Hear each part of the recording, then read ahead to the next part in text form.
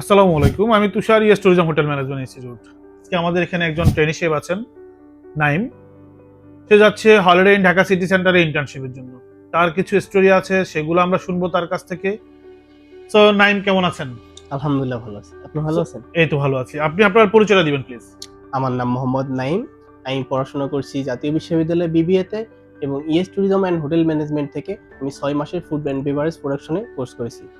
বর্তমানে কি কাজ করতেছেন এখন আপনি? বর্তমানে যারা হচ্ছে হোমমেড কেক তৈরি করে আমি তাদের কেকগুলো ডেলিভারি করে থাকি সব। যারা হচ্ছে যে হোমমেড কেক নিয়ে কাজ করতেছে জি, তাদের জি। সাথে কাজ করতেছেন। ওকে, গুড। সো আমি শুনেছি আপনার হিস্ট্রিটা, ফ্যামিলি ব্যাকগ্রাউন্ডে আপনার কে কে আছে বা এখন উপার্জন ক্ষমতা ব্যক্তি কে কে আছে? ফ্যামিলিতে হচ্ছে আম্মু, আব্বু, ছোট ভাই এবং আমি। আব্বু অসুস্থ, তো হচ্ছে ছোট ভাই এবং আমি মিলে পরিবারটিকে চালাই। আচ্ছা আচ্ছা, গুড।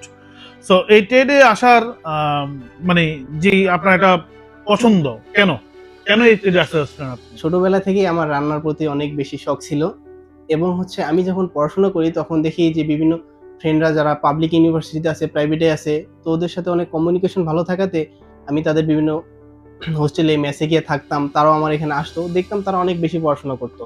তো আমার হচ্ছে যেহেতু আমি পার্ট টাইম জবও করি, প্লাস হচ্ছে পড়াশোনা সেভাবে আমার হয়ে উঠতেছে না।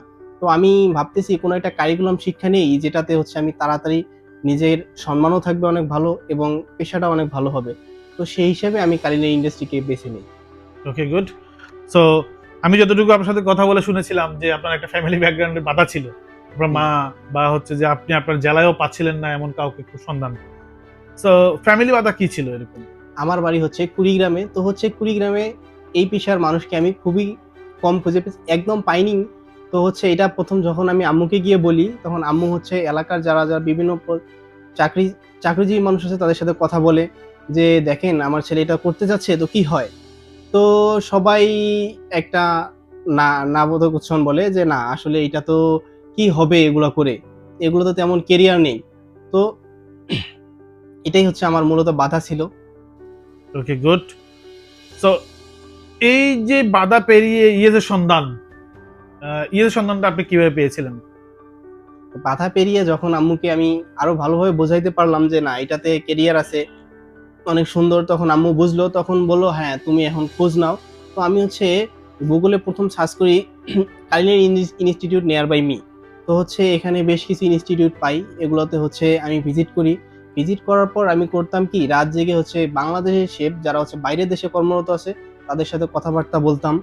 কথাবার্তা বলার পরে তারা আমাকে বলল যে হচ্ছে, "আপনি দেখেন যে ইনস্টিটিউট আপনাকে 100% ইন্টার্নশিপ প্রোভাইড করবে এমন এবং হচ্ছে তাদের শেফগুলো বর্তমান কোন জায়গায় মানে কোন হোটেলে জব করতেছে এবং কোন জায়গা থেকে শিক্ষা জীবন তাদের সম্পন্ন করেছে এগুলো শুনবেন। শোনার পর যদি তারা 100% ইন্টার্নশিপ করে ব্যবস্থা করে এবং হচ্ছে তাদের শেফরা বিভিন্ন হোটেলে যে জব করে থাকে তাহলে আপনি ওই প্রতিষ্ঠানে শিখতে অ্যাডমিশন পারবেন।" নিতে পারবেন। জি।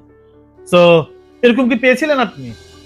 আমি মূলত অনেকগুলা এরকম ঘুরছি। ঘোরার পরে হচ্ছে আমি অনেক জায়গায় আছে যে হচ্ছে শেফরা হচ্ছে মানে হোটেলে জব করে কিন্তু ইন্টার্নশিপের 100% কেউ সিকিউরিটিটা দিতে পারতেছেন না। সিওরিটি কেউ দিতে পারতেছিল না।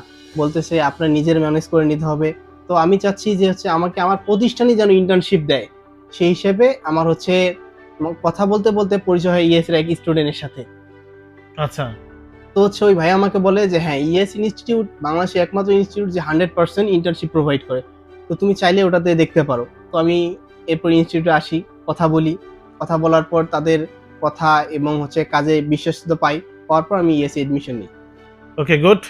সো এখন কেমন লাগছে যে ইয়েস আপনাকে বলেছিল যে একটা 100% ইন্টার্নশিপ দিবে, আপনি এখন আইএলজির আন্ডারে যাচ্ছেন হলিডে ইন ঢাকা সিটি সেন্টারে, কেমন লাগছে? এখন আলহামদুলিল্লাহ আমার ফিলিংস অনেক ভালো। কারণ হচ্ছে আমার কোর্স শেষ না হওয়ারও হচ্ছে ২ টা ক্লাস আগেই আমার ইন্টার্নশিপ ম্যানেজ হয়ে যায়। তো এটাতে তাদের কথা এবং কাজে অনেক বেশি আমি সন্তুষ্টি ফিল করতেছি। আর যারা আসলে এই সেক্টরে আসতে যাচ্ছে, যে অনেকেই বলে যে হচ্ছে ইন্টার্নশিপ ম্যানেজ করে নিতে হয় বা হচ্ছে যে এই সেক্টরে আইসেন না বা হচ্ছে যে জব অপরচুনিটি কম, তাদের উদ্দেশ্যে আপনার বার্তা কি থাকবে? তাদের উদ্দেশ্যে আমার বার্তা এই বিষয়টা যেহেতু আমরা হচ্ছে ফুড নিয়ে কাজ করি, ফুড তৈরি করি, এটা হচ্ছে হসপিটালিটির মধ্যে এটা পড়ে। তো হচ্ছে আমরা যেহেতু মানুষকে সেবা দিচ্ছি, তো হচ্ছে এখানে এটা অনেক সম্মানজনক পেশা। তো আপনারা চাইলে এই পেশায় আসতে পারেন। আমি একটু আপনার সাথে শেয়ার করি। প্রথমত হচ্ছে যে আসলে যখন একটা ছেলে ক্যারিয়ার বিল্ড আপ করে তখন কিন্তু তার কোর্স কারিকুলাম বা হচ্ছে যে এনভায়রনমেন্ট, তার ট্রেনার কে, এগুলা খুব একটা ইম্পর্টেন্ট। জি, এগুলো দ্বিতীয়ত হচ্ছে যে ইন্টার্নশিপটা কিন্তু কোর্সের পরে 100% জি। মানে আপনাকে ইনশিওর করতে হবে। জি, যেমন আমরা আপনাকে সবসময়, আমরা আমাদের স্টুডেন্টদেরকে সবসময় ইনশিওর করে থাকি যে 100% একটা ইন্টার্নশিপ, এই জিনিসটাও খুব ইম্পর্টেন্ট। সো যারা ক্যারিয়ার বিল্ড আপ করতে যাচ্ছেন, আসলে অনেকেই অনেক কথা বলে, আপনারা হোটেল ইনস্টিটিউট গুলা ভিজিট করেন, না ভিজিট করলে আসলে কারিকুলাম, এনভায়রনমেন্ট, কি কি ফ্যাসিলিটি আছে এগুলো আপনারা বুঝতে পারবেন না। তো এই সেক্টরে কিন্তু হিউজ পরিমাণ জব অপরচুনিটি আছে।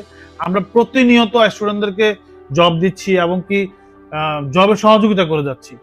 So thank you so much Naim, আপনাকে এতক্ষণ আমাদের সাথে থাকার জন্য ধন্যবাদ আপনাদেরকেও। ইয়েস ট্যুরিজম সবসময় আপনাদের পাশেই আছে, ইনশাল্লাহ সবসময় থাকবে এবং আপনারা ইনস্টিটিউটে এসে ভিজিট করে যাবেন। Thank you so much.